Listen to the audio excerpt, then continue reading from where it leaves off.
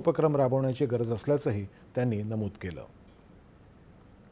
राज्य शासनाच्या विविध शासकीय विभागांच्या अधिक गतिमान आणि सुलभ कार्यपद्धतीच्या दृष्टीनं एअर इंडिया इमारतीचं नूतनीकरण केलं जाणार आहे।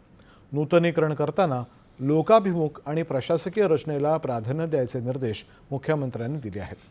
त्यांच्या वर्षा या शासकीय निवासस्थानी एअर इंडिया इमारतीसंदर्भात सादरीकरण करण्यात आलं, त्यावेळी मुख्यमंत्र्यांनी संबंधितांना हे निर्देश दिले। मुख्य सचिवांनी याबाबत एक बैठक घेऊन सविस्तर चर्चा करून सुयोग्य नियोजन करावं। विविध शासकीय विभागातल्या कोणत्या विभागांचं स्थलांतर हे मुंबईतल्या एअर इंडियाच्या नूतनीकरण इमारतीमध्ये करणं हे प्रशासकीय आणि नागरिकांच्या दृष्टीनंही सोयीचं ठरेल हे पाहावं आणि या ठिकाणी प्रशासकीय कार्यपद्धती ही सुलभ आणि लोकाभिमुख करण्याला प्राधान्य द्यावं आणि त्यानंतर याबाबत अंतिम निर्णय घेण्यात येईल असं मुख्यमंत्री म्हणाले।